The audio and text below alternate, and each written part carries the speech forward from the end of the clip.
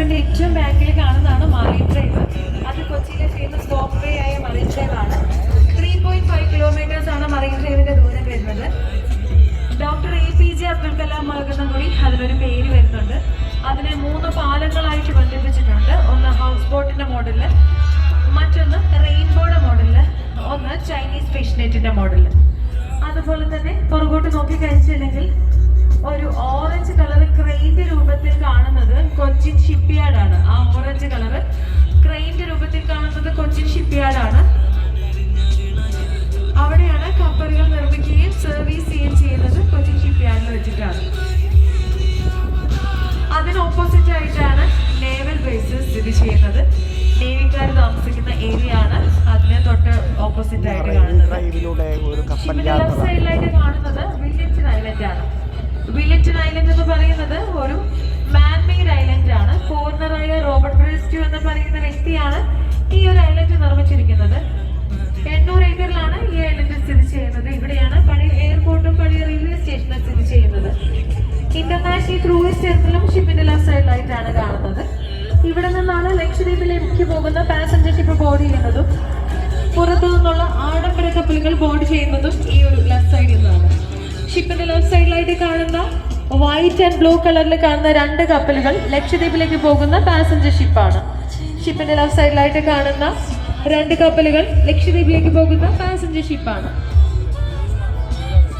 ആ white and blue colour കപ്പലിന്റെ തൊട്ട് പുറകിലായിട്ട് ഒരു ബ്ലാക്ക് ആൻഡ് വൈറ്റ് കളർ ചെറിയ ബോട്ട് കിടക്കുന്നുണ്ട്.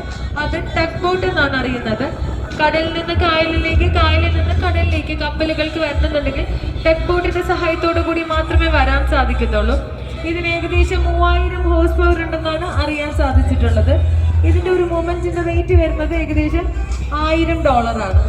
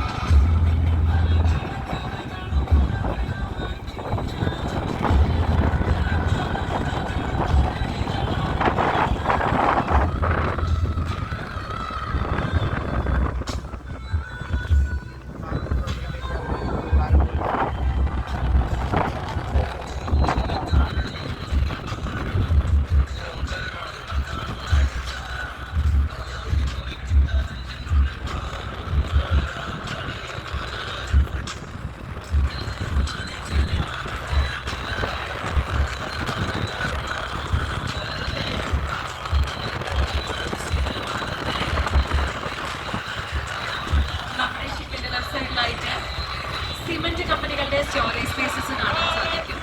Zuari cement, Ambuja cement, UltraTech cement അങ്ങനെ ഒരുപാട് കമ്പനികളുടെ സ്റ്റോറേജ് സ്പേസസ് കാണാൻ സാധിക്കും. പുറത്തുനിന്ന് കപ്പൽ വഴി സിമന്റ് ഇവിടെ എത്തിച്ച് ഇതിലേക്ക് ഡംപ് ചെയ്ത് ഇവിടെ നിന്നാണ് നമ്മളുടെ സ്ഥലങ്ങളിലേക്കൊക്കെ സിമന്റ് എത്തിക്കുന്നത്. അതിന് തൊട്ടടുത്തായിട്ട് കാണുന്നത് വില്ലിംഗ്ടൺ ഐലൻഡിന്റെ ബോട്ട് ജെട്ടിയാണ് ഷിപ്പിന്റെ ലെഫ്റ്റ് സൈഡിലായിട്ട് കാണുന്നത്.